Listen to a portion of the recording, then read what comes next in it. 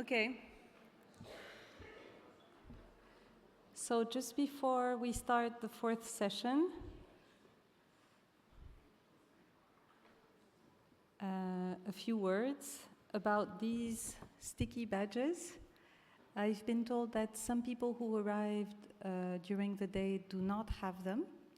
And I've also been told that some people who received them this morning received badges that don't stick well to their clothes.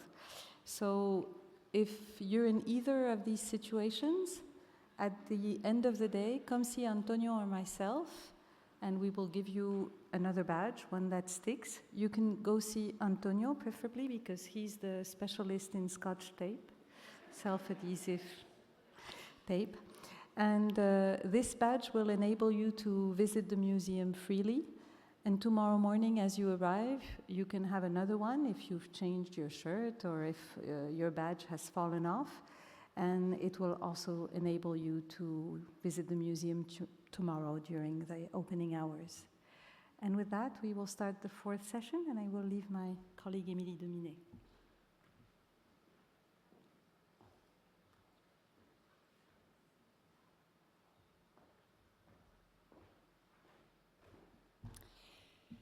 So we are now going to conclude this day of exchanges with the four last presentations, starting with Pénélope Banou, who holds 2 bachelor's degrees and a PhD in conservation of antiquities and artworks.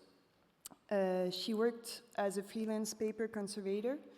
And also maybe everyone can come on the stage, sorry. She worked as a freelance paper conservator and also practiced conservation at the General State Archives of Greece in the conservation department from 2008 to 2022.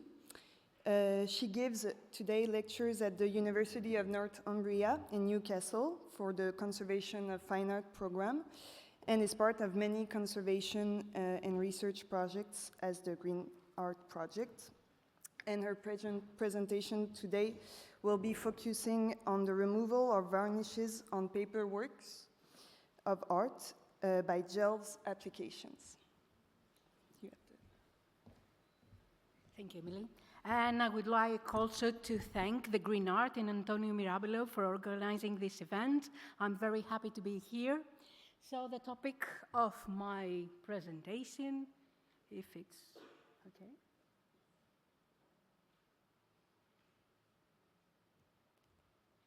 Okay, the topic of my presentation is the removal of varnishes from works of art on paper. This is one of the case studies that the team on the University of West Attica worked with.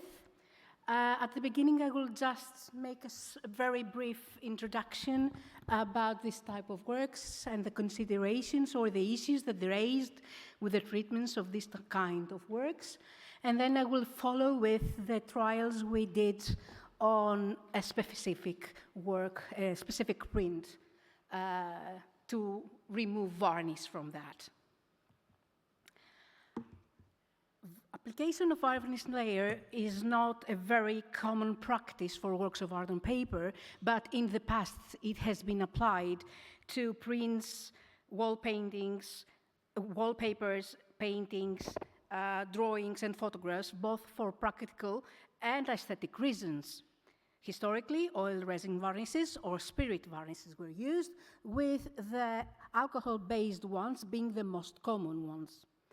In the 20th century, modern synthetic varnishes were also used for the same purposes, but also to serve artistic intentions and specific or characteristic effects, like craquelure, intense craquelure on the surface of the works. The application of a varnish layer on a work of art on paper creates a composite condition, as the liquid varnish often penetrates the work and get attached to the media, ink or pigments, but also to the fibers and pulp content. Upon aging, the varnish undergoes physical and chemical changes, and resulting in crazing, cracking, hazing, blunting, yellowing, and darkening of the layer due to oxidation and other complex reactions, such as cross-linking, polymerization, and decomposition. These processes are accelerated by heat and temperature, humidity, exposure to light and oxygen, and cause or promote severe damages to the works as distortion of the support, reduction of the mechanical strength, flaking and loss of the media, especially when these works are exposed in extreme environmental conditions. The removal of the varnish layer from a work of art on paper as a conservation treatment aims at enhancing both the aesthetic value and readability of the work. In many cases, the process is also necessary to allow the application of aqueous treatments and repairs to improve the chemical and structural stability of the work. Varnish removal can be a very complex application, a very complex treatment, as it involves the use of organic solvents, and we have to carefully consider the effect on the inks or the painting media, as well as the paper. So we have to consider the sensitivity. We don't only have to think about the solubility of the varnish layer, but also the sensitivity of the inks, of the pigments, and the paper. And because in the case of inks and or pigments, we can have pigment alterations or fading or loss of the painted area, while for the paper, there are specific or several fillers that they can react with organic solvents, and they can cause discoloration or alteration of the paper of the color of the support. So, besides that, the formulation and effective treatment methodology must also account that the picking up of the varnish from the fibrous and uneven, really, paper surface, it can be problematic. There is also a possibility of sinking of solubilized parts of the varnish into the core and to the verso-side of the paper support. After treatment, there is a possibility to have varnish residues on the painted or printed surface and the paper support, and we have to consider the possible impact on the long-term stability and aesthetics of the work. And finally, we have to consider the effect of the treatments on the chemical and physical integrity of the work, which means its preservation in time. Within the GREENART project, the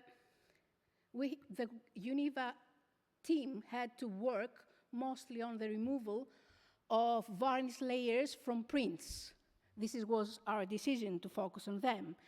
In my presentation today, I will just present the results from a 17th century black and white intaglio print, the one that you see on the screen. And just to give you some information about that, as the characterization of material was necessary before starting any trial. So fiber identification using polarized light microscopy, fiber analysis and staining, as well as ATR-FTIR, indicated the use of a pure cellulosic paper made of flax fibers and the use of a gelatin sizing. UV-induced visible fluorescent images, ATR-FTIR, pyrolysis gas chromatography mass spectroscopy analysis indicated the use of dammar as the varnish layer. Before starting the trials, we wanted to record the condition of the work. As you can see in the images here, this is a sacrificial object, and it has been used before for trials for varnish removal. And especially for the varnish layer, we see that it was yellow, visible reflectance images, so that we had a layer of yellowish varnish on the top, while on the recto, you can see that we had some penetration of the varnish on the recto, and this was more evident on the UVL and UVR photographs. Using raking light microphotography and raking light photographs, we could see the intense planar distortion of the support, as well as the cracking of the varnish layer, along with scratches and abrasions on the surface of the varnish layer. Now, getting to the criteria of the assessment that we thought that we have to consider or to set in order to assess the materials, these included varnish removal efficacy, pickup and varnish removal from the surface, the effect of the printed surface, the effect of the treatments on the printed surface and the paper support. We wish to have varnish removal without sinking of the solubilized varnish to the core of the paper and to the verso side, and especially take care of the surface conformation. The assessment methodology included imaging techniques, colorimetry, glossimetry, and opacity measurements. But today, only the results of the imaging techniques will be presenting due to time restrictions. The visible light reflectance photography was used with symmetrical raking and transmitted light. And also we used optical and digital microscopy. Ultraviolet reflectance photography and multispectral imaging, were performed, but they are not going to present it as they have not been completed yet. 3 types of organogels were used for this purpose, meaning for the removal of the varnish from the surface of the work. But we also tried GREENART hydrogels loaded with GREENART nanofluids. The GREENART organogels were loaded with a solution of ethanol acetone, 50-50, and this was the result of trials like solubility testing and Fisher tests. At the same time, we also used conventional methods, so we can have a comparative study of the results and to see if we can achieve this kind of treatment that we have set according to our criteria. So the conventional methods used was cotton swabs, Avalon, microfilament material, agarose LA gel, that it was initially prepared with deionized water and then loaded with acetone and the same mixture, acetone and ethanol. We also used morillonite poultice over a Japanese tissue, nano-restore cleaning polar coating S and Z. At this point, I want to mention that I've worked with Antonio Mirabile in most of these trials to come into conclusion or to have some results. So the application initially was with cotton swabs. We used different, oops. Oh, no, I cannot take it back? Okay, I'm fine. So we applied these 3 different solvents in this area, but as you can see it better in the UVL photographs, the removal of the varnish was uneven and irregular, really. The cotton swabs could not pick it up successfully, and there were many residues left behind. They also needed a considerable amount of solvent to have some result, and this had as a result sinking of the parts of the solubilized varnish to the verso, creation of tide lines and discoloration. Also, the fluorescence on the verso side indicate that it is the solubilized varnish that has sinked on the back. We thought to use an absorbing material like Avalon. Again, we used it with 3 different solvents and the solution. In this case, it was more successful in what sense? That, before getting that, how did we apply the solvent on the top of Avalon? I didn't immerse the Avalon into the solvent. I applied it with cotton swabs. I just roll it twice, just to minimize the amount of solvent on Avalon, all right?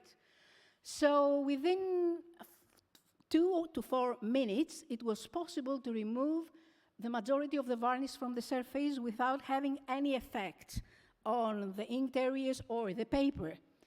But unfortunately, again, it was sinking of the solubilized varnish and the solvents on the verso, creating problems of discoloration, which is more evident in the UVL images. We also used agarose gel, as I said, 2%. Again, it was, in this case, the big difference with the previous applications.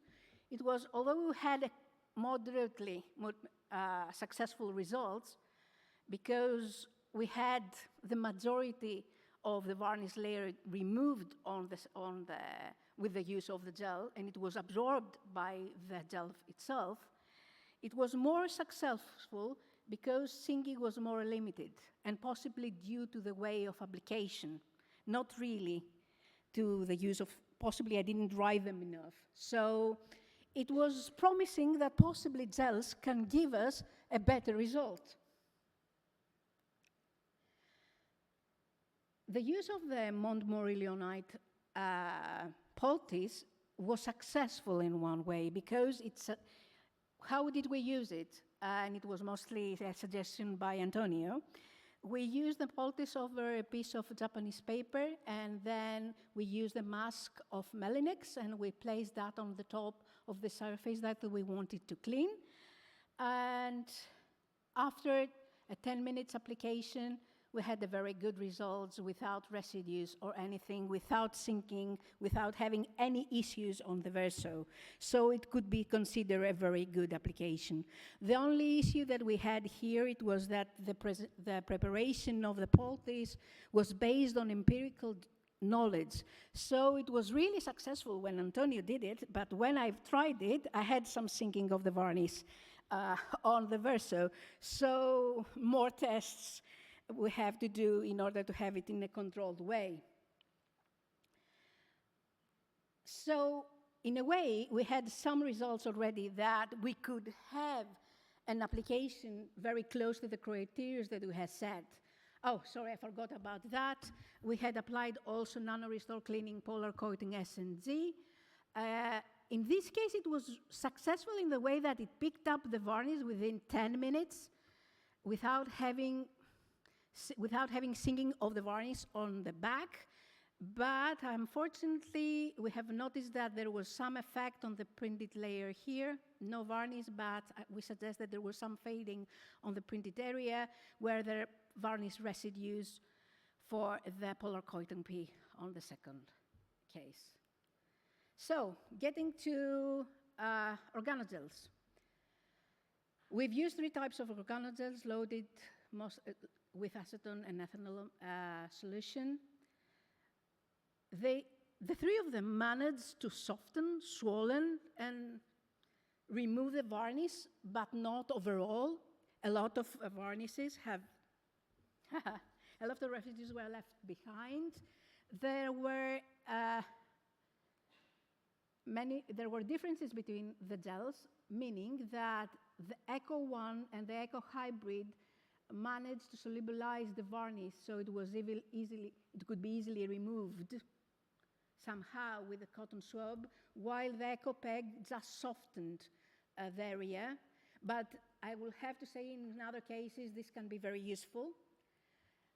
But in 3 cases there were residues, so the varnish in this setup the gels didn't manage to pick up the varnish overall.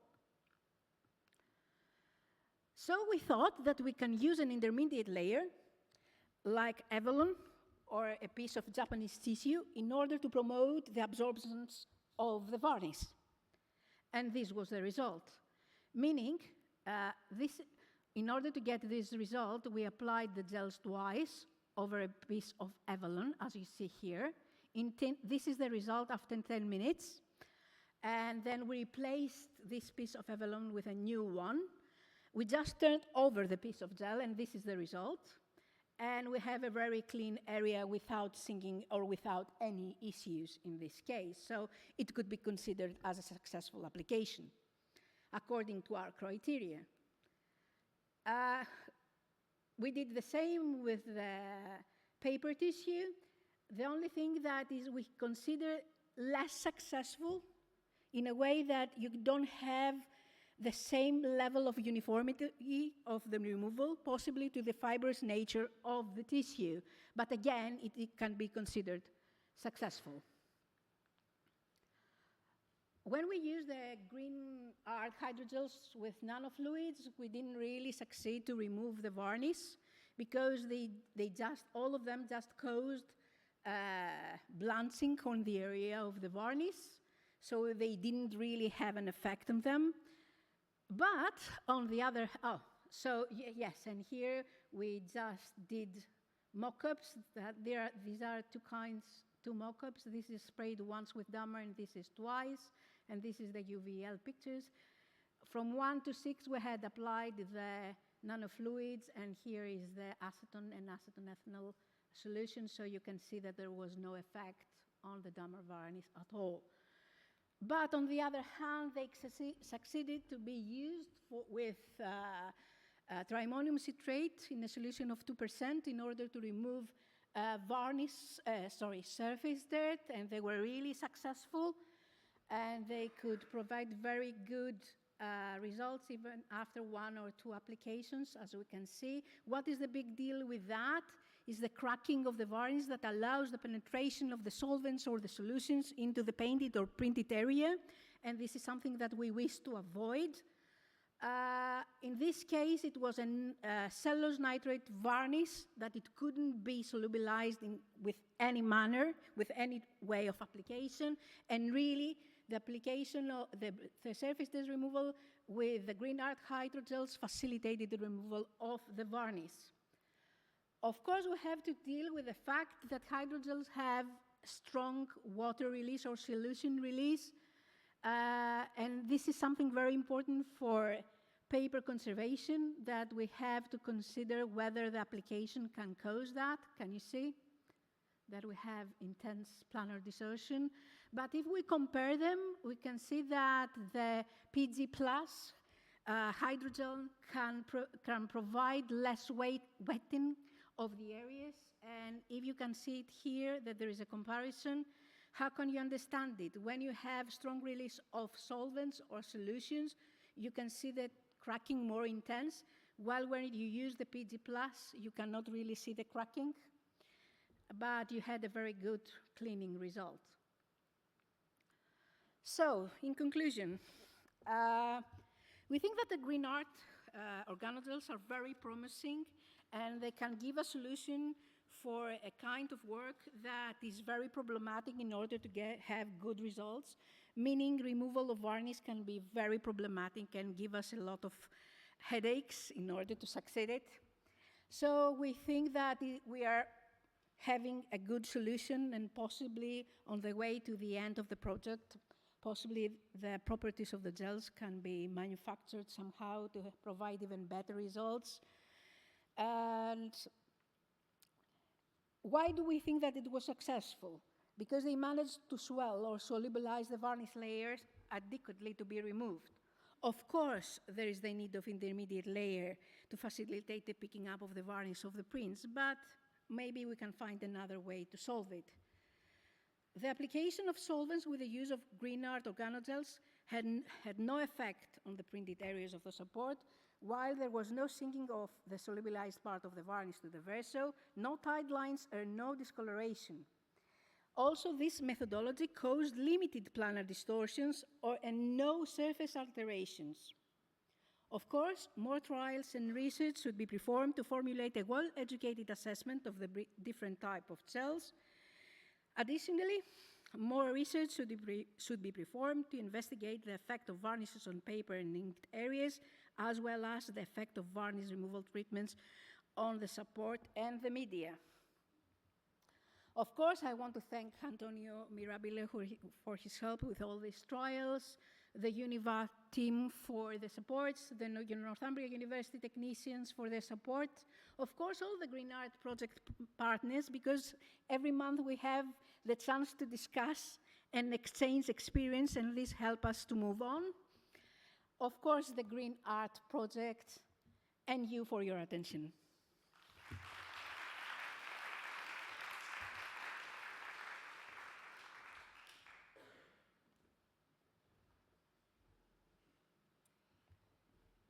Thank you for your presentation. And we will now hear Martina Vuga, who has a master's degree in conservation restoration and is today assistant professor of conservation at the University of Ljubljana.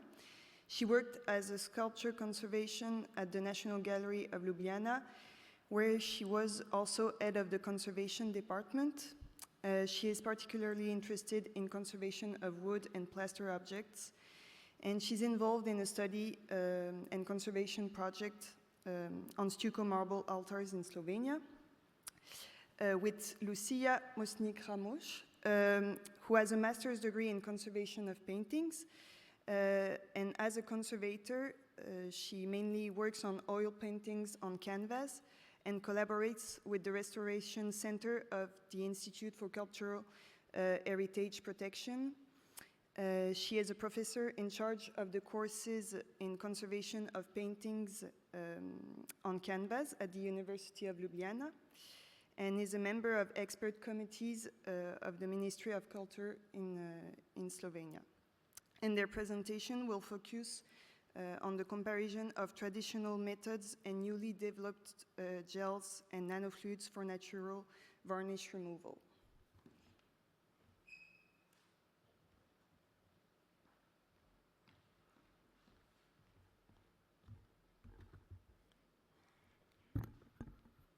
Hello, everybody.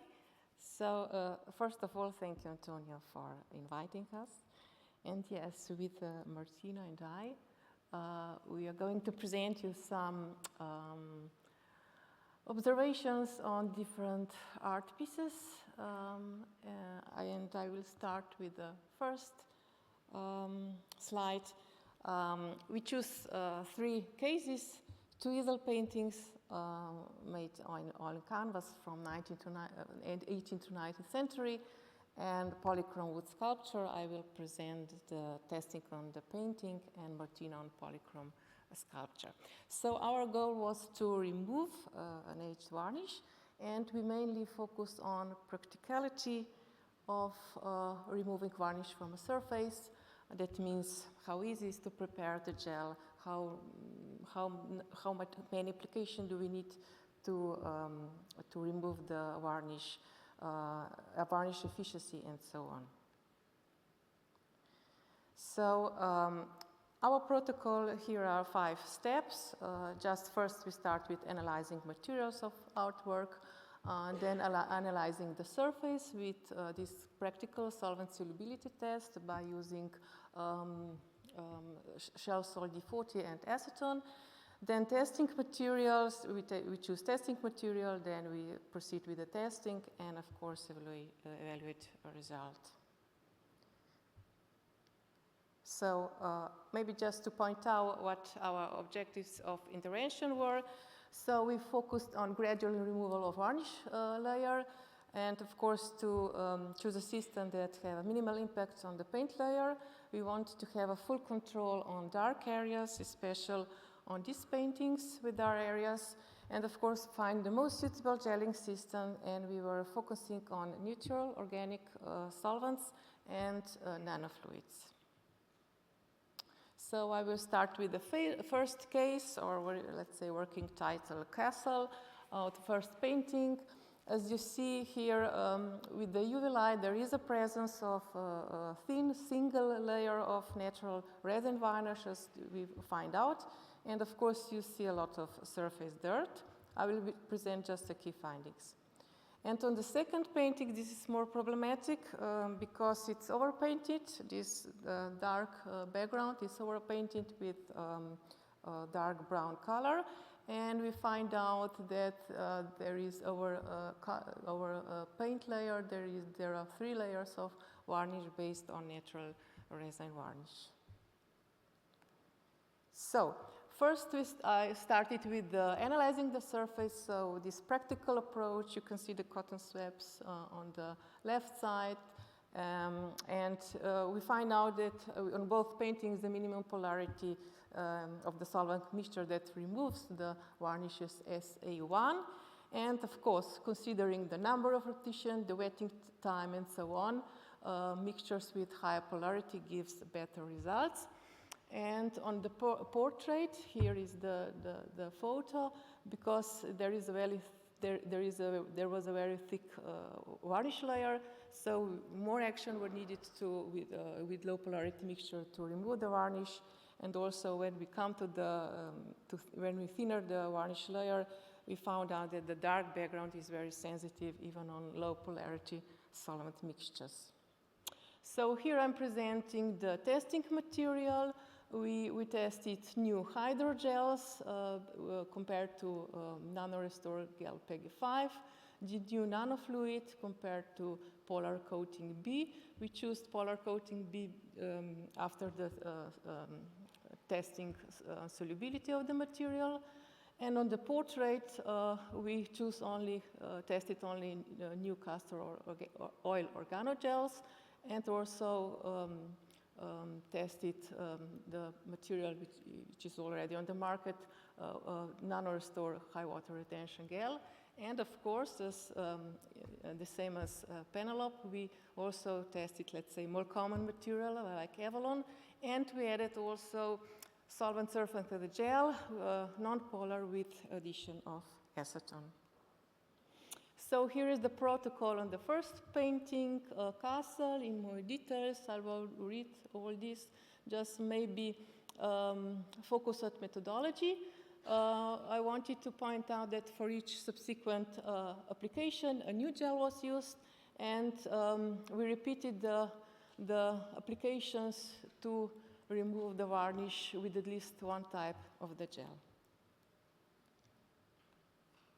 So let me start with the testing with the hydrogel and PEGI 5, soaked with nanofluid. The applications were made we applied for 60 seconds.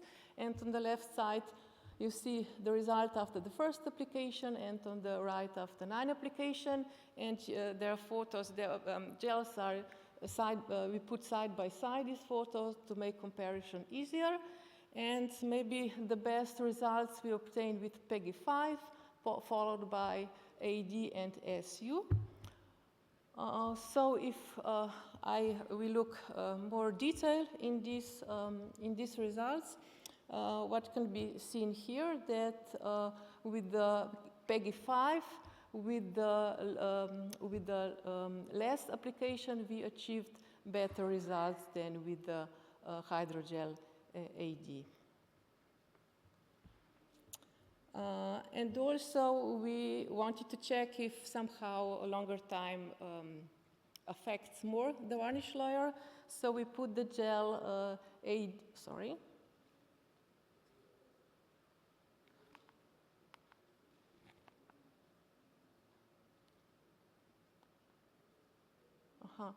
So we put the PVAD for 13 minutes, but we didn't get any better results. Yes, then we also put all these gels in NanoRestore Polar Coating B, and we got quite a good result. These are the photos of the first application, and we observe that we only use 2 applications, that with 2 applications we almost entirely remove the varnish. And we also observe that gels soaked in polar coating B somehow dissolve more varnish and also absorb more varnish into the gel. So on the second painting, portrait, so here is the list of material we have used and also the protocol, and we use the same methodology as before. And starting with the organogels, there was a slightly different result than with the PEGI, Penelope, sorry. So with on the left side, there are photos of the echo loaded in acetone, 5 applications, 10 seconds each, and we found out that this material is quite stiff. and removes varnish very unevenly. And also by placing the gel convexly and putting some weight on it, the addition is better, and also the results of the removing varnish are better. And yeah, there was a problem because with the dry cotton swab, we couldn't remove the solvent varnish because the solvent evaporates, acetone evaporates too quickly. So compared to maybe to EcoPack on the right side, yeah, we got better results with the first application. Yes, of course, it's more flexible, better depth on the surface, but also very sensitive to mechanical impact.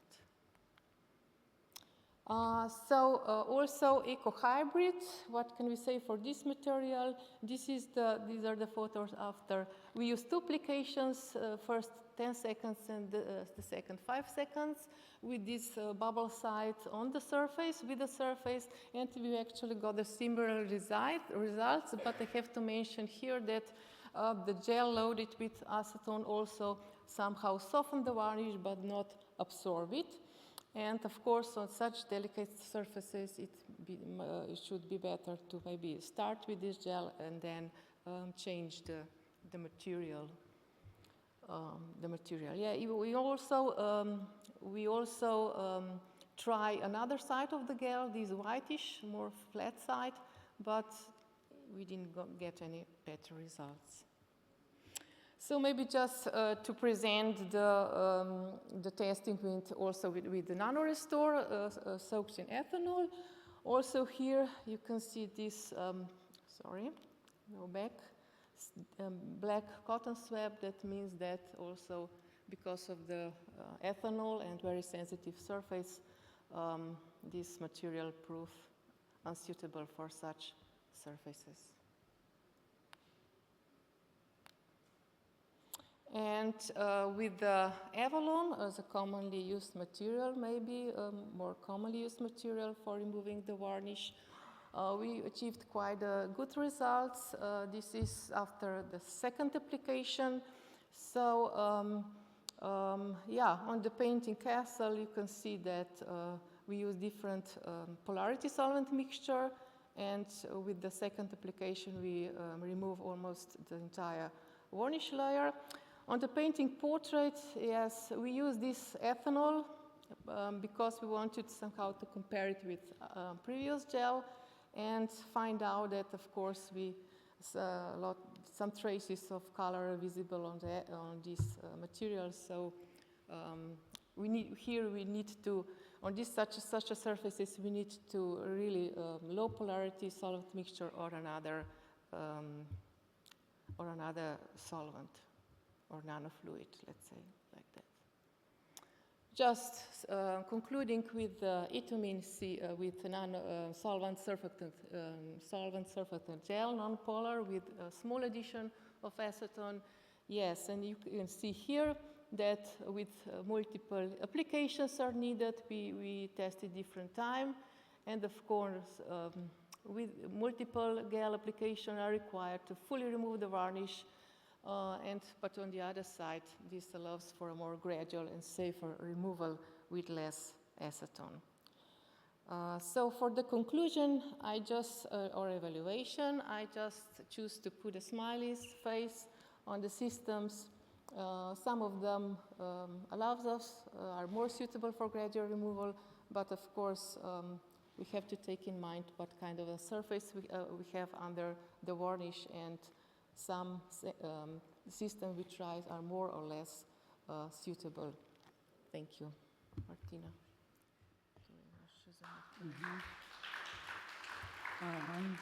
Let's move to 3D object. So the last case study today presented from our side is a 19th century polychrome wood sculpture. The surface of the sculpture is quite structured, so the varnish has accumulated mainly in depths of the brush strokes, and analysis showed that the varnish is most probably a mixture of drying oil and natural resin. So, yeah, sorry.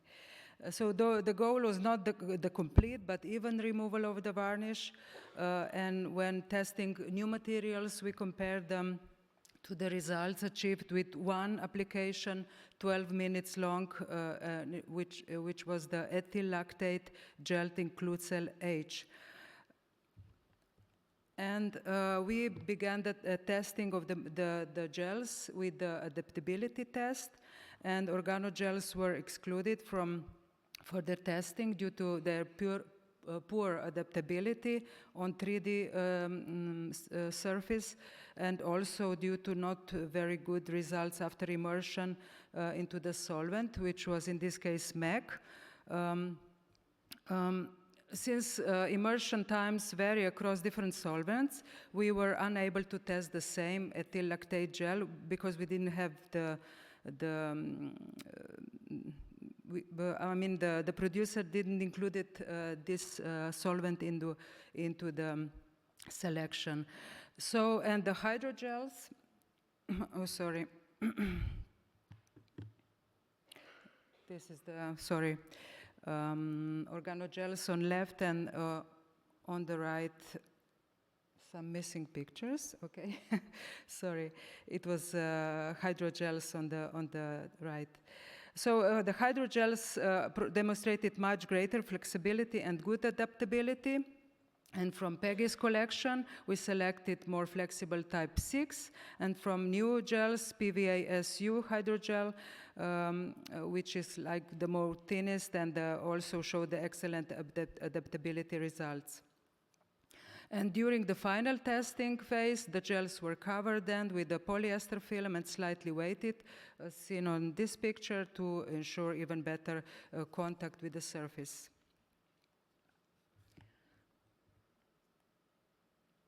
Then we started to test the new green nanofluids. We started the testing with a drop test, which was followed by application with a cotton swab. However, a longer application time was necessary, so as visible from these cotton swabs, only slight fluorescence in UV light. So we, in the next step, we combined the PEGI 6 and PVA-SU with all 6 nanofluids for further testing. And yeah, we selected various application times, but we chose 3 applications 5 minutes long. And by the 3rd application, we achieved, let's say, results comparable to those obtained with ethyl lactate, gelled ethyl lactate. And upon removal of the gels, no signs of migration was observed on the gels.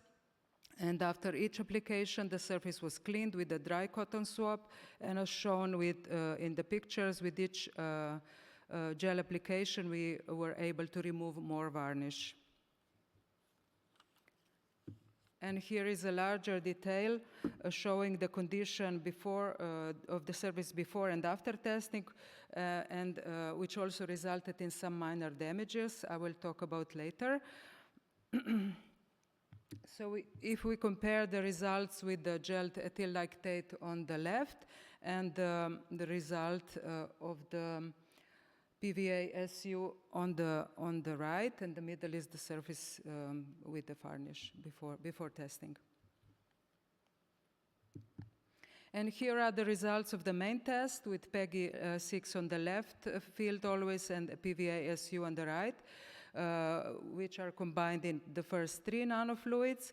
In general, we can conclude that there were no significant differences between nanofluids in cleaning efficiency, and the same applies to all 6, not just these 3, but all 6 nanofluids.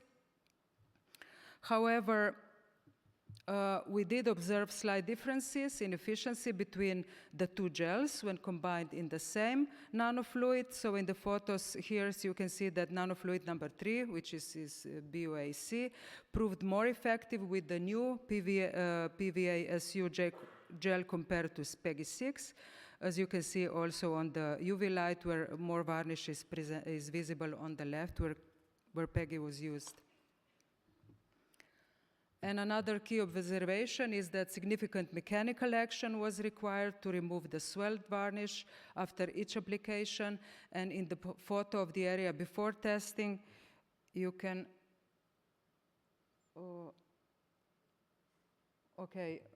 on the left upper photo, you can barely detect minor damage, such as very small cracks and areas with missing paint where ground layer was exposed, and the area after testing where these spots show much more noticeable damage. And it seems that the flaking of small parts of the paint layer may have been caused by the combination of dry swabbing and water content in the gels, which probably swelled the binder in the ground layer underneath. While using a slightly wetted cotton swab could maybe help reduce the mechanical action, it would also introduce more water. And and here is, to conclude, the areas before testing and the detail before removal of the varnish. And the areas after testing shown, of course, in visible lights and some details in UV light, which reveal that some varnish residues, I'm finishing, remain, so indicating that the removal was not complete. And the final conclusion from our testing are as follows.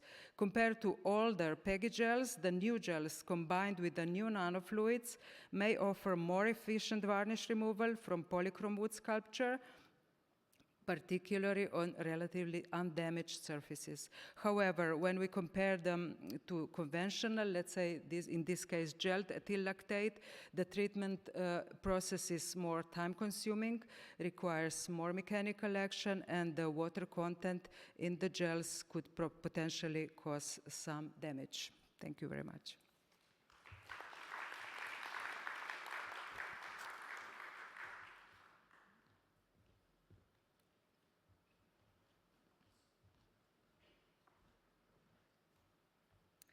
Thank you.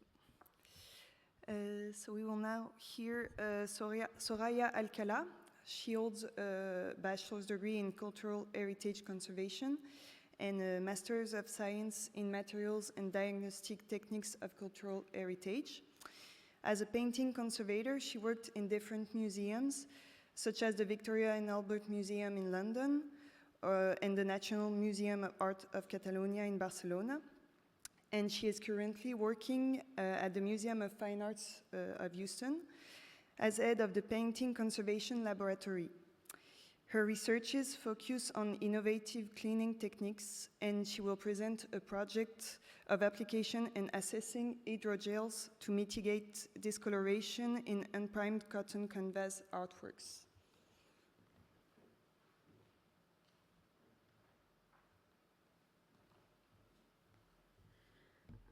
Hello, everyone. Thank you for your kind presentation.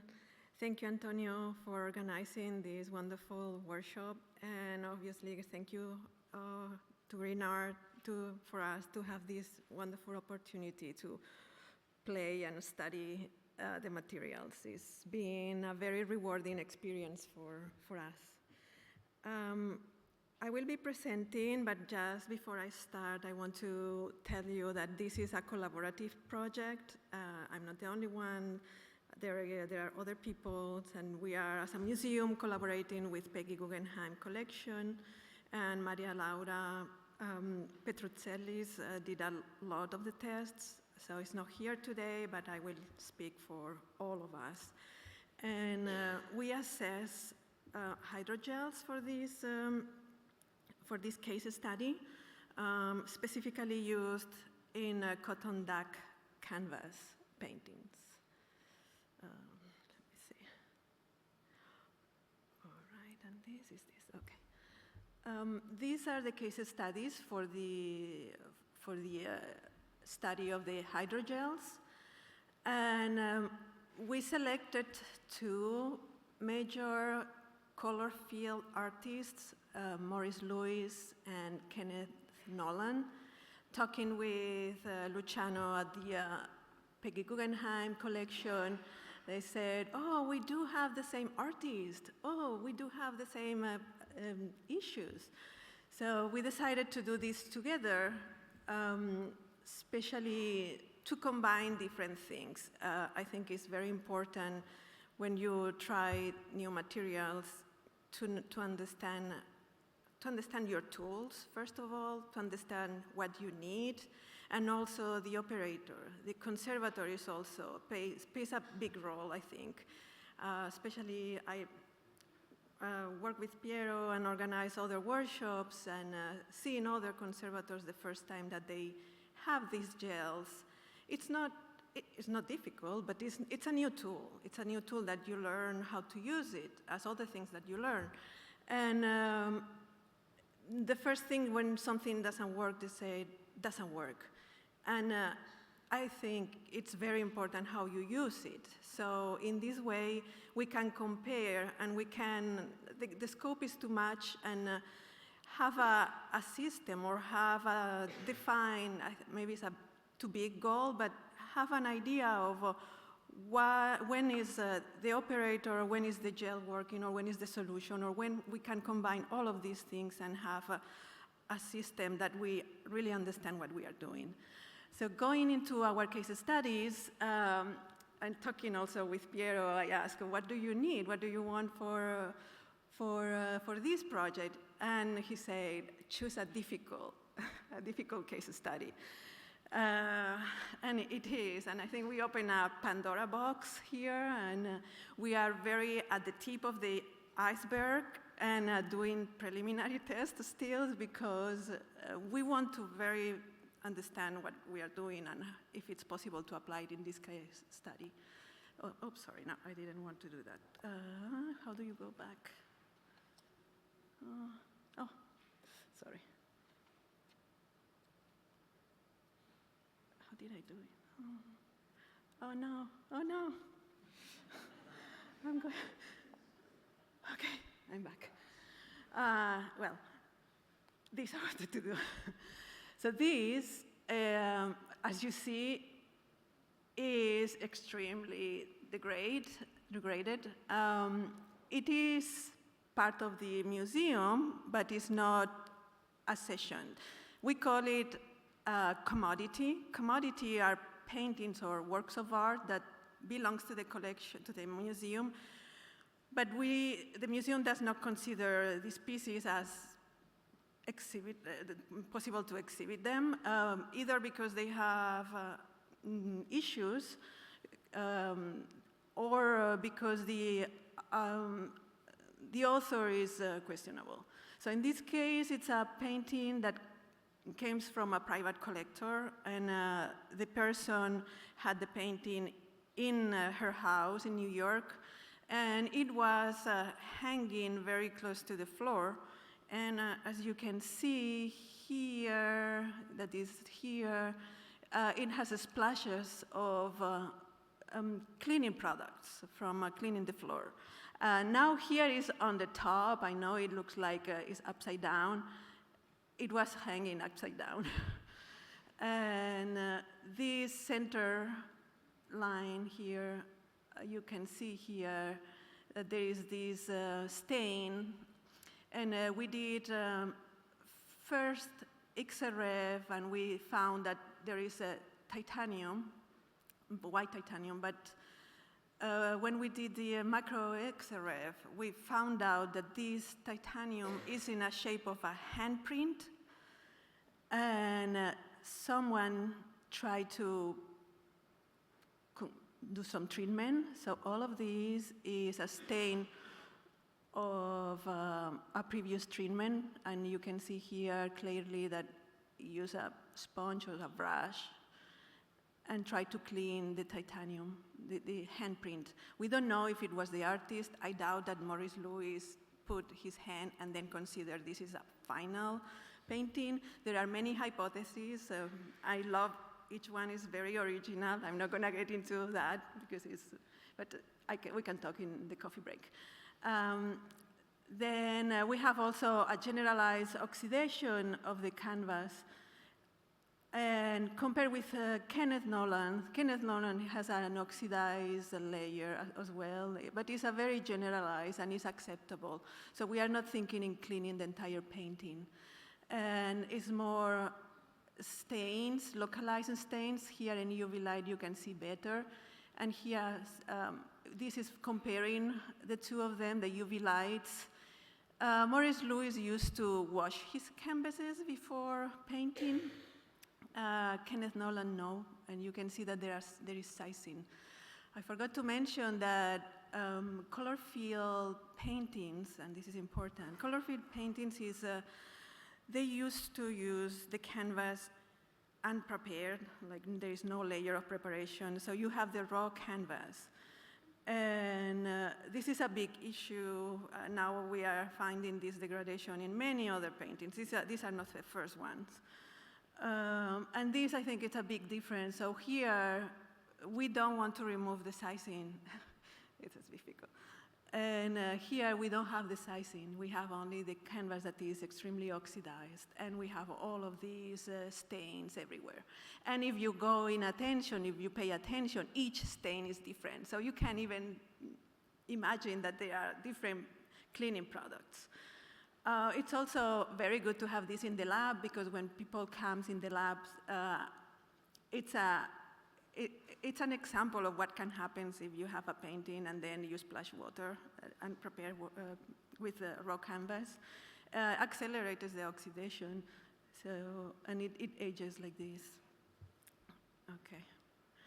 I'm not going to talk about the Peggy Guggenheim case studies. You can see here we went this November to Venice, and Per and I, we are looking at their Maurice Lewis, and you can see, comparing with our mock-up, how oxidized it is. But it's quite even. It's a very nice oxidation. It's acceptable still. For them, it's more an issue of localized stains that they are coming up, and with time, they are more pronounced. Obviously, we did all the analysis before. I'm not going to get into all the analysis, neither the numbers, because we will publish all of these. So this is just for you to have an idea where we are, what we are doing, how we did it. We used different mock-ups. We used a natural aged canvas as this one. It has more or less the same age as our Maurice Lewis. And we wanted with sizing, and it has also some foxings and some stain. The second one, and this was fun, we did a one-to-one mock-up, and it was a side project like itself. We contact Golden because the paint is magna, an acrylic, and it's not commercial available anymore. So with the information that we have from the analysis, they could replicate the colors. So then we had to dilute the paint at the same level as Maurice Lewis diluted. And it looks like easy, just strip lines, like very easy to do, and you have no idea how difficult it is to make a straight line just with gravity. And Per, I think he mastered it. And we have, I think, in each house one mock-up, because we did so many until we more or less went to the right dilution, and we were happy. The second issue was to make the mock-up aged, because it's 2 meters painting, and to find an oven that is that big is very difficult, but we found it. And we burned the mock-up. So we have one that we could split in half and send it to Peggy Guggenheim. We wanted to have the same mock-up, so we knew that the oxidation and everything was the same, exactly the same. So we did this one, and then we did more mock-ups, smaller, with the same oxidation, and for the second phase, they have also half of the batch of our mock-ups. Okay, enough about mock-ups. The first phase, we wanted to try modify the water and work with the water. We know that oxidation comes off with water. So we tried, we did more test before getting to this conclusion. But this was the first one that we tried for the mockups that I show you.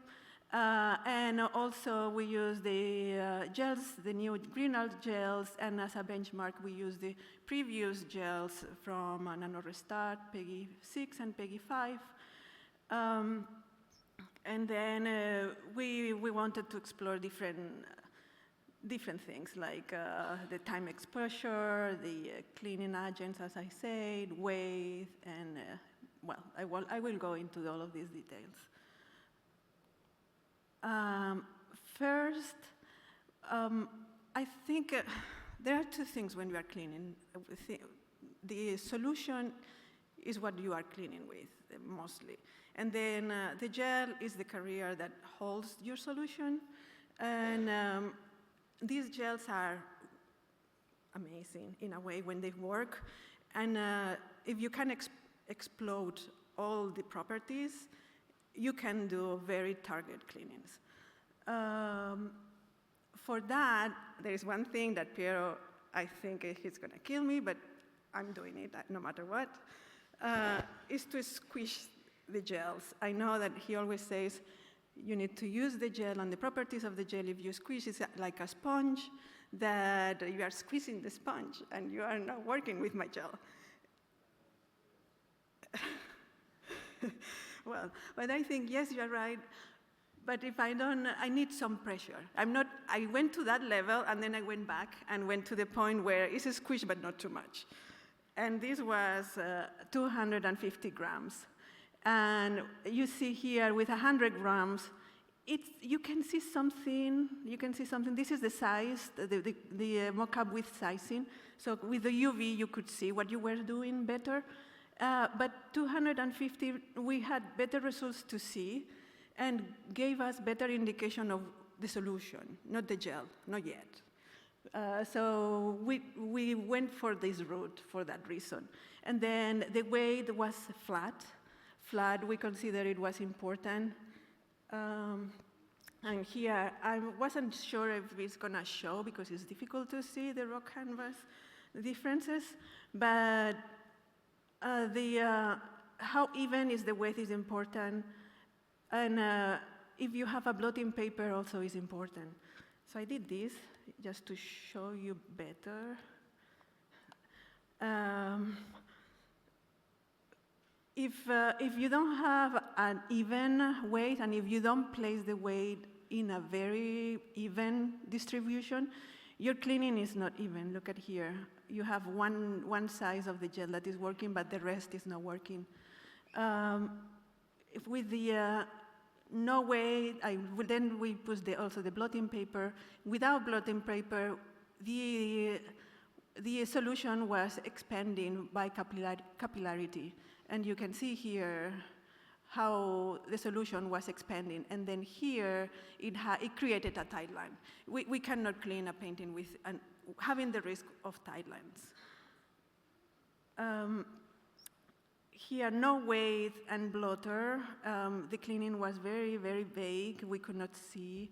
But I'm not saying it's not right. I'm saying we need to see, we need to understand what we are doing. I think we need to explore still more how much weight, if we need. Oh my goodness. I'm too excited explaining everything. Okay, I go fast, sorry. Oh my God. Okay, so the foundings. We saw also the adaptability on the surface. It's important how much it adapts. So these three are very similar, very, very similar, and we have all the numbers.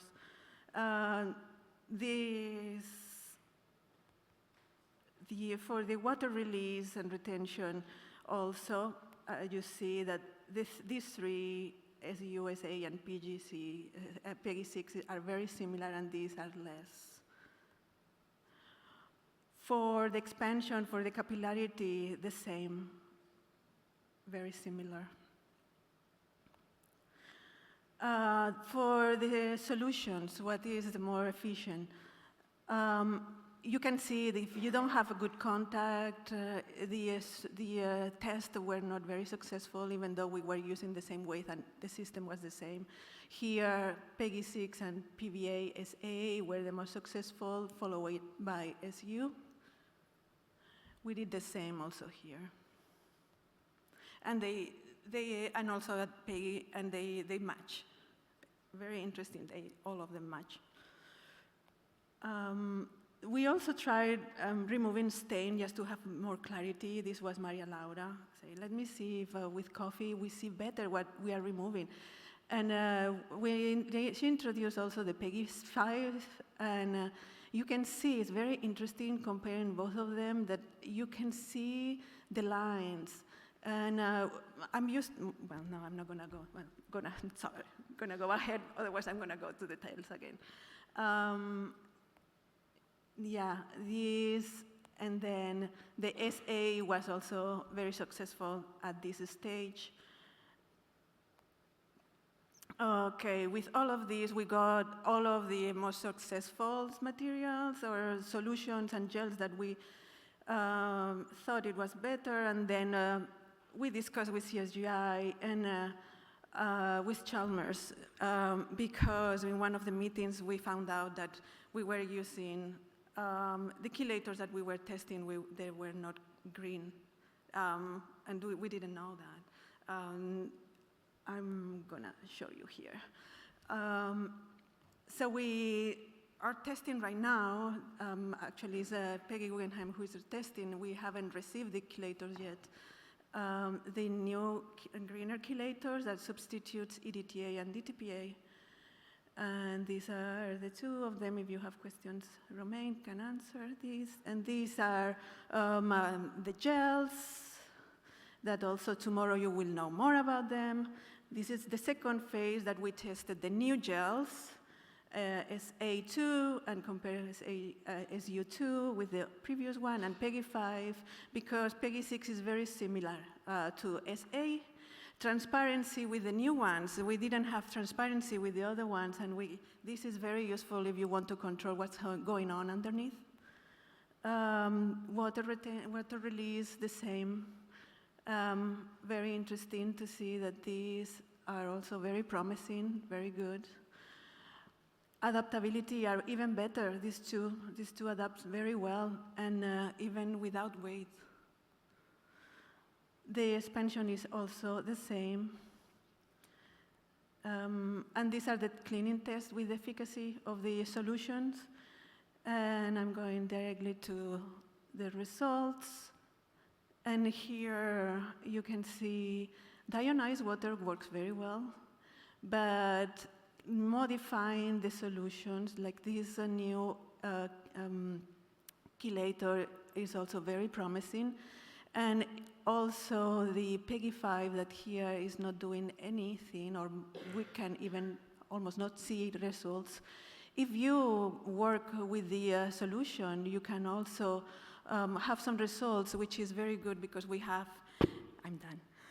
We have different issues. We don't have only one issue. We want to remove and not remove the sizing. We want to do even cleaning. So all of these, I think, is promising, and I don't think there is only one answer, and demonstrates that all of them, depending on what you need, you can choose very well and target your needs. Okay, next, do more tests and measure with colorimetry. We are measuring before and after colorimetry, and microscopy, and confocal FTIR for Peggy Guggenheim. And well, more to come. I want to thank you in this minute to everyone that was involved. This is a team effort. I want to thank you also, Talia Randaval. She was the intern at GREENART. We host workshops, and we are partners but not get funded. So that with the money of the workshop, we pay the workshop expenses, but also all the remaining fundings. We like to sponsor a student or an intern, so the more they come, the more participants, the longer they can stay with us and try these new materials. And then this is the team, and it's been a pleasure and very wonderful to work with all of them. Okay.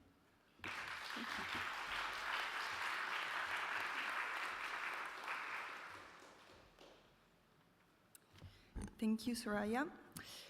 So we are now listening to the last presentation of the day with Jessica Chason, who holds a Master of Science in Art Conservation and who, during her graduate work, did internships at the Museum of Modern Art in New York, for example, and she worked as an assistant conservator at the Getty Museum and the Getty Conservation Institute. And she currently works as an object conservator at the Los Angeles County Museum of Art. And Laura Maccarelli, who holds a Master's of Science in Conservation Sciences and did internships at the National Trust and for Heritage Malta, and is currently the head scientist within the scientific research group at the LACMA. And they will both present case studies of cleaning and application of green gels on polychrome surfaces.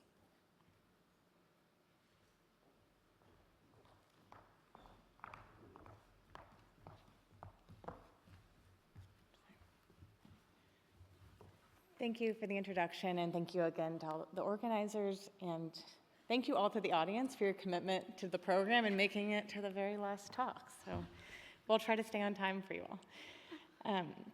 This afternoon, we're going to be sharing part of our contribution to Work Package 2, focusing on cleaning soils from a section of a Syrian paneled interior. We are also currently exploring the use of hydrogels and organogels for coating removal on Tibetan furniture, which will be shared in a separate presentation forthcoming. So first, a brief introduction to our institution. The Los Angeles County Museum of Art is the largest art museum in the Western United States. It's located in the middle of Los Angeles, as you can see in this aerial photo, and it attracts more than 1 million visitors a year. Our collection of over 150,000 objects includes materials from early antiquity to the contemporary and spans cultures from around the globe. The museum hosts more than 40 temporary exhibitions a year and organizes traveling shows which tour worldwide. We're currently in the midst of a major building project designed by architect Peter Zumthor to create a new home for the permanent collection. And here on the right, you can see a rendering of the new building, which is scheduled to open in just 1 year's time. So come to Los Angeles and visit us. Today's case study centers around LACMA's Damascus room. This is a paneled wood domestic interior, which is the cornerstone of the museum's collection. The room dates to 1766, and when fully installed, it's approximately 4.5 by 4 meters and over 4 meters high. The room consists of wood paneling decorated with the ajami technique, which includes raised gesso, paint, and metallic leaf. The room also incorporates a stone floor, plaster inlaid blocks, a stone fountain, as well as reproduction upholstery. The condition of the painted surface obscures the subtle gloss, vibrant hues, and fine details of the original decorative technique, and it makes conservation cleaning quite challenging. In addition to extensive soiling in localized areas of glue and varnish residues, there is significant flaking, paint loss in localized areas, also corrosion of the metallic leaf. The room in general is sensitive to aqueous cleaning systems. There is significant water damage to one portion of the room, and in this area, it's even more vulnerable. These types of conditions are commonly encountered on painted wood surfaces, as many of you probably know. Water-sensitive matte paints, porous wood substrates and grounds, and heavy accumulated soils make for challenging situations when cleaning is desired and warranted. Historically, a wide range of cleaning systems have been used, ranging from mechanical cleaning, relatively non-effective non-polar solvent systems, surfactant-heavy emulsions, and water-based systems delivered with viscosity modifiers or gels. Our paneling did undergo a large conservation treatment project shortly after its acquisition by the museum.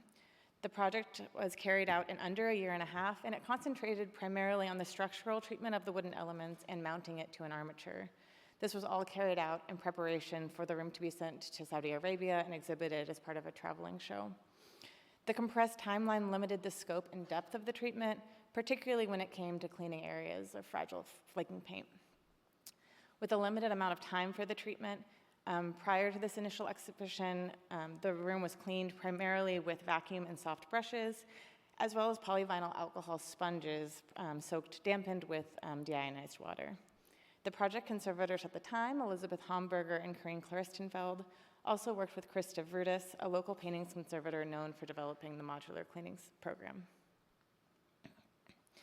Together, they tailored a cleaning protocol for the light pink background section of the room, which was the most heavily soiled and where the largest visual impact could be obtained in the short treatment window. After more than 17 tests, they settled on an aqueous solution at pH 8.5 containing a chelator, 2 surfactants, a small amount of benzyl alcohol, all delivered to the surface in xanthan gum, as seen in the photo at the right. This was applied after pre-saturating the surface with cyclomethicone D5, and it was then cleared with the pH-adjusted rinse water. Rather than the ideal layer-by-layer removal approach, this solution attempted to target a wide range of undesired materials all in one go. This approach provided an effective solution within the given time frame, but the floral motifs themselves were too sensitive to clean, so you're seeing someone cleaning around those motifs, and they were left untreated, as were several other elements of the room. While viscosity modifiers such as xanthan gum and Pemulin TR2 and even silicone-based particle emulsions can provide greater control for cleaning water-sensitive surfaces with aqueous materials, they still prove very difficult to use on fragile underbound paint layers due to the mechanical action that is inherently required at the surface. They also risk driving the soils and cleaning materials deeper into the paint matrix. So this all led us to be interested in returning to this complex object when we were invited to participate in the GREENART project. We hoped that new materials could offer solutions and also serve as a proxy for other complex painted wood cleaning projects in the future. For this reason, we selected a decorated soffit panel from the Damascus room as one of the LACMA's case study for the GREENART project, work package 2.3. Our goal was to identify a gentler cleaning system by testing CSGI products and comparing them to benchmarks. The panel shows a layer of soiling directly on the paint layer with no evidence of a protective varnish, making the surface more vulnerable to aqueous cleaning system, as Jessica was just mentioning. Based on this observation, we focus on retentive hydrogel for their properties. Technical analysis included optical microscopy of wooden paint cross-section, pigment identification via XRF and SEM EDX, and binding analysis with pyrolysis GCMS. Preliminary tests on hydrogels assess fluid release through spread test. Because of the water sensitivity of the paint surface, the hydrogel's ability to retain fluid is crucial. We also evaluated their handling properties to determine how they conform to different surfaces. The first round of experiment began with conducting cleaning tests with the neat fluid to assess their performance, removing soiling while protecting the paint layer. Based on this result, we proceed to the second round of trials with the best performing hydrogels. We selected agarose at different percentages as benchmark, as well as a new polysaccharide gel developed by Matthew Cushman based on xanthan and konjac gum and agarose, referred as XKA. The results were evaluated using technical photography under visible and UV light, digital microscopy, and spectrophotometry. Further analysis with pyrolysis GCMS, UV visible spectroscopy, and colorimetry will be conducted to examine any changes happening on the surface. The sample from the wood was identified by an external laboratory as populous suspicious. 2 campaigns of sampling were done, one during the first conservation treatment in 2015 and another in 2023. The 2015 sample were taken from the treated panels shown in the earlier slides, while the 2023 samples were from the soffit panel shown on this slide. The sample from the first campaign were treated with microchemical stain, Ponceau and Sudan black B, and the results suggested the presence of protein and/or lipid binders. The micrographs shown here in visible light from the second campaign revealed 1 or 2 layers of paint applied directly onto the wood panel. The green area shown in cross-section S6 and X2 at the center of the screen appear to be a mixture of yellow and green pigments. When observing the cross-section under UV ultraviolet radiation, there is no fluorescent typical of a varnish layer in any of the 2023 cross-section. Oh, sorry. SCM index and XRF investigation revealed the presence of lead white in the area of the white-gray line work. Arsenic and sulfur were detected, suggesting the use of orpiment in both the yellow color fields and in the mixture with the green pigment in the green area. Additionally, the green and orange pigments don't show any other significant element aside from calcium and trace amount of magnesium, potassium, iron, silicon, and aluminum. This suggests that both colors are likely an earth-based pigments. Lastly, in the black pigment used for the fine decoration, no characteristic element were detected, and therefore it is suspected to be a carbon black loaded in a calcium-based matrix. To confirm or deny the presence of protein and/or lipids, pyrolysis GCMS was conducted to identify the paint binder only on the green color field at this time. Proteinaceous binder can be distinguished based on pyrolytic profile of cyclic dipeptides, as well as nitrogen and oxygen containing aromatic compounds, all associated with the amino acid sequence in the protein. Abundant markers, which are specific to the amino acid in the collagen amount in the red above, made it possible to confirm the presence of animal glue as the binder in this sample. And as a note, as of today, we haven't confirmed if an oil is present in these samples.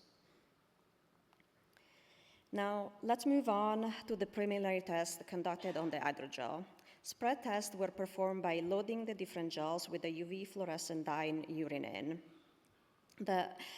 This enabled us to define the retention capacity of the gel and selected the most suitable one.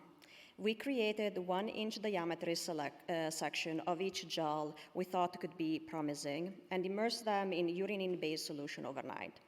The next day, we performed the test in triplicate. The gels were all blotted as much as possible according to the guidelines that CSGI provided for the GREENART gels to avoid the aqueous solution on the gel surface from interfering with the test.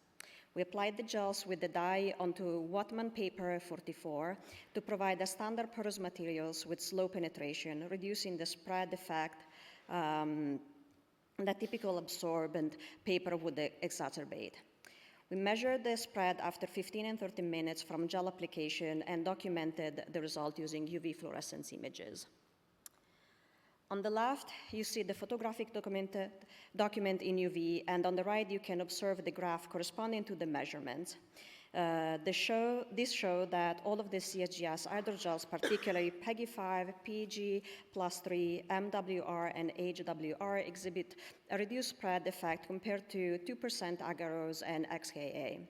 Only 4% agarose showed similar result, but its rigidity prevent the gels from adapting properly to non-planar surface at this concentration, like the new GREENART gels. And after those initial spread tests, we then wanted to gain a preliminary understanding of how the gels could conform to non-planar surfaces. So we used a carved wood sample board on which 3 areas were identified that could represent different types of typical relief. This included an exterior corner, a concave border, and an area of fluting with fine detail, which are outlined on this image. Each gel was placed on the surface and light pressure was applied with a finger. Scores ranging from 0 to 5 were assigned to each gel for each of these 3 areas. And the results obtained are plotted in this star diagram. We found that XKA, followed by PVA, SA, PVA AD, and PVA SU were the best performing, as well as PEGI 6 and then PEGI 5. We then moved testing onto the object. We made the choice not to prepare mock-ups given the difficulty of producing an accurate age surface. I think Soraya demonstrated that beautifully, how hard it can be. So we went ahead. One of the reasons this object was selected was that it is quite large and there are a wealth of fragments and components available for testing. We chose one of 4 window soffits, not included in the first installation, so therefore they were also not fully treated. Additionally, they were each large enough to provide us with a large single color field where we could do comparative testing. And as you can see here, highlighted in blue, our first small tests were carried out in an area of significant structural damage, where we felt that the risk of additional cleaning-related effects would be limited in comparison. These initial tests were conducted using water-based solutions and nanostructured fluids in their free form, applied with cotton swabs with specific roll counts to assess their effectiveness as well as their interaction with the paint layer. As aqueous solutions, we tested deionized water and adjusted waters at pH 5.5, 6.5, and 7.5. Visually, we found that pH 6.5 was optimal, and so we followed this with tests of aqueous solutions with the chelator citric acid, DTPA, as well as EDTA, also at pH 6.5. We also tested the nanostructured fluids provided by CSGI based on diethyl ketone, diethyl carbonate, and butyl acetate. The parameters we considered for this case study were cleaning efficacy, pigment pickup, the formation of tide lines, blanching, and the control of application. These were used to plot a star diagram and to obtain an overall final ranking, which you can see in the graph at the right. The graph summarizes the grades for each panel, but is also weighted to give greater emphasis to cleaning efficacy and pigment pickup, which we consider the most critical parameters. It can be observed that the best results were obtained with the chelator containing aqueous solutions, specifically those containing EDTA, followed by the DTPA and then the citric acid, as well as 2 nanostructured fluids based on diethyl ketone and 1 based on diethyl carbonate. Using this information, we moved forward with testing the 6.5 EDTA solution in a range of gels. We selected our top 5 performing gels from the handling and spread tests. This included the 3 decorated PVA hydrogels, the PG+3, and PEGI 5 as a benchmark. We also tested 4% agarose and the XKA, given its promising flexibility. The solution was also applied on cotton swabs as a baseline comparison. Our first test was carried out in the green area using PEGI 5 loaded with the EDTA solution. The gel was thoroughly blotted and then applied for 2 minutes to the surface. Once removed, we did observe in this case a significant pigment pickup, and the surface appeared shinier. This was relatively surprising based on some other initial tests we'd done. So we paused, and we decided to repeat the tests in smaller areas for shorter amounts of time and closer to the area where we did the original testing. While the pigment pickup was less severe in these subsequent tests, we determined that the surface really could not withstand contact with a gel or an aqueous solution for more than 20 to 30 seconds.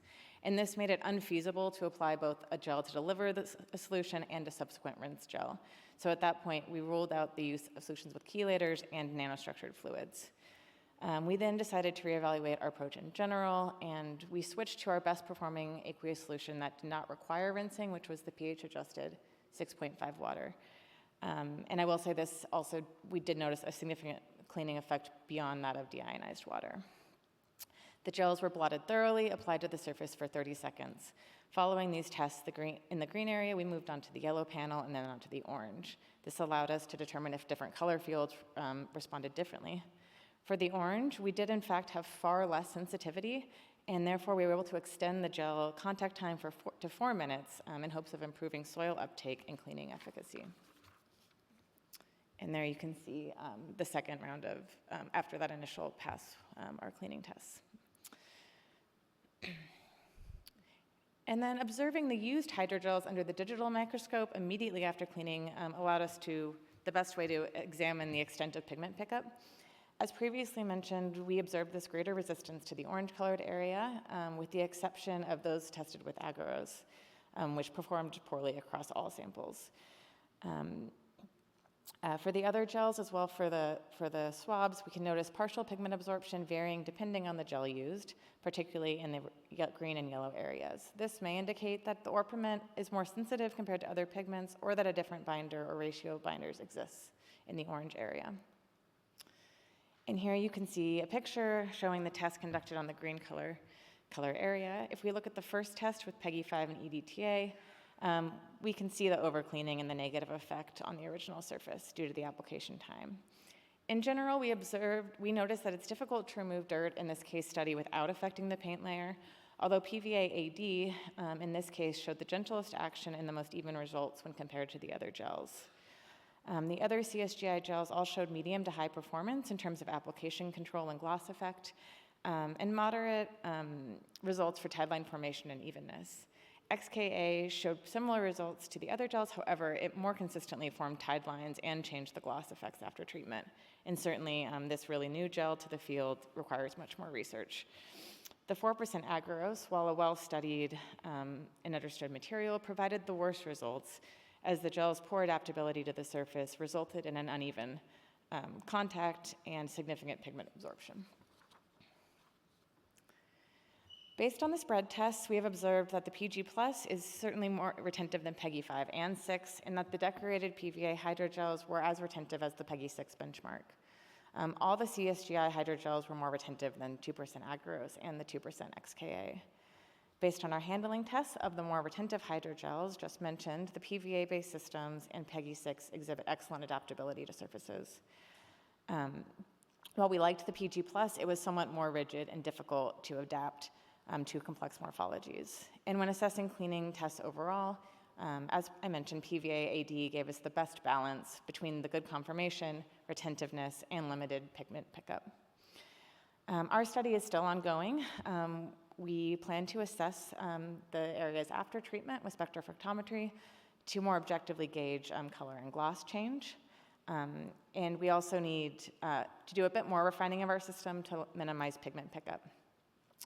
Our work so far shows that all of the decorated PVA hydrogels show great potential as flexible retentive systems to remove soiling on three-dimensional painted surfaces. We're certainly excited about the possibility of using these hydrogels for this and other difficult cleaning challenges moving forward.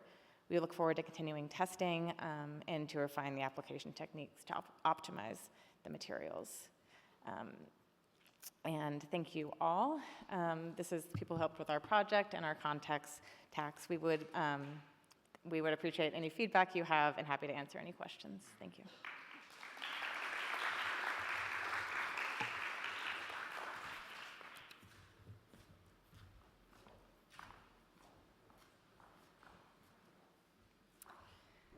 Thank you to all of you. So now we have 10 minutes for questions. If you have questions, you can raise your hand. One question, two. Good evening. My name is Marta Macionga from Poland, Warsaw. I'm wall painting conservator restorer. And thank you for your inspiring and fruitful presentations. And I have a doubt and key question to our green community. Why we accept and use, for example, acetone as a part of green solution?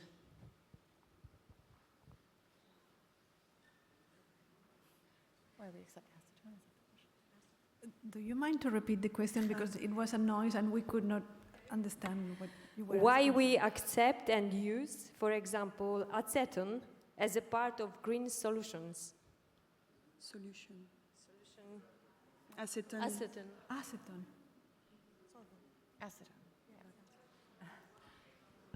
I think that Piero should answer to that as a chemist. But I think the way that they are described as green is different than the way we look at them. So, but I think that Professor Baglioni has to answer to that. The way they have described as green, all right?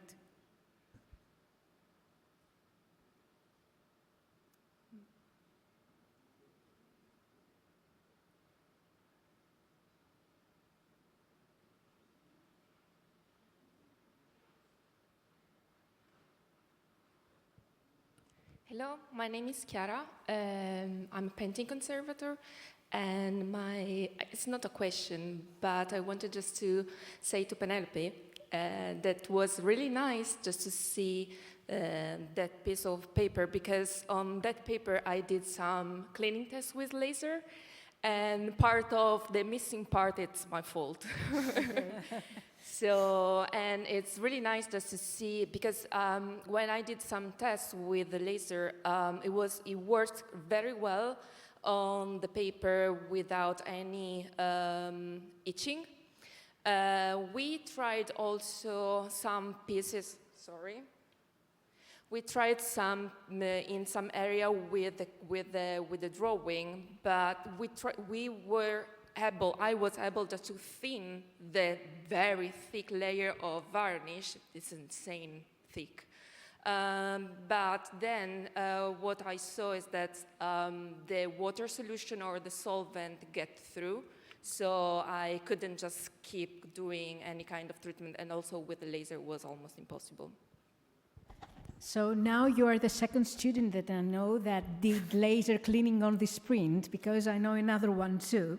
Yes, and it was very good to have your samples, the areas of working. All right. See, the other student had her MA there. So, okay. But for me, it was a good cleaning area to compare with, because especially the one that I knew that it has been used, there was no sinking over the varnish on the back. So I knew that my target was there. So to create a cleaning methodology to be closer to that. Thank you. Is there another question? One.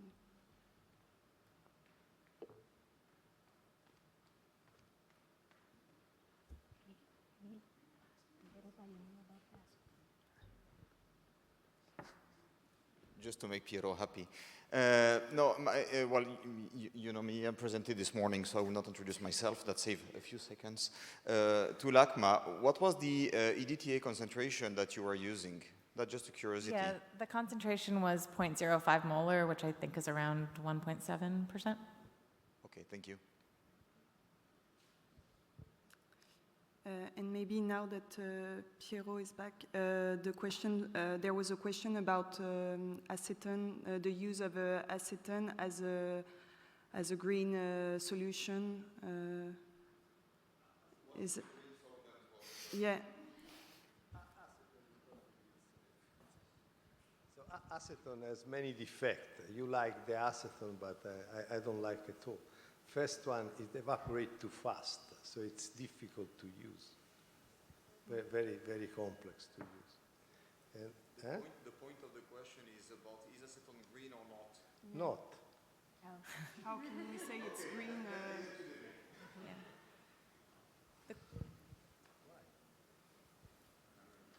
Okay. Sorry, can I say? Professor Baglioni, the question was, why do we use green materials in combination with acetone, which is not considered green? Green, yeah. That was the question, whether it's acceptable. So first, green doesn't mean that everything should be green. Because in some case, in some operation, you can use something else that is not green if it's the only possibility you have. For example, you can use toluene or xylene.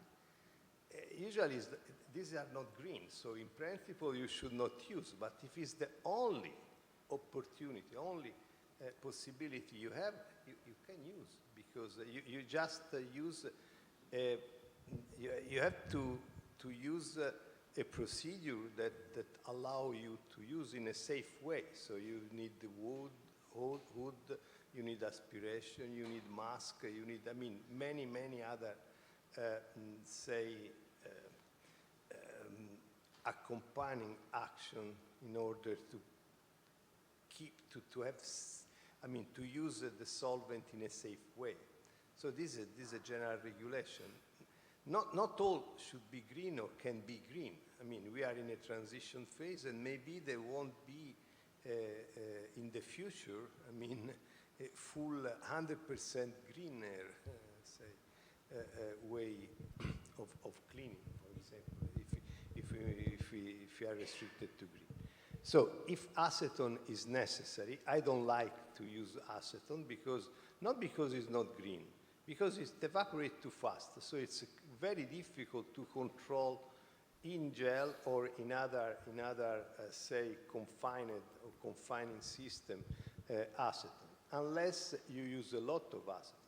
So if you use Avalon, or we say Avalon, it depends on the amount of acetone you put in. So there's no control. In the gel, you know exactly the amount you have. In Avalon, can be 200, 300 times what we have in a gel. So but if is this the only option you have for cleaning, use clean.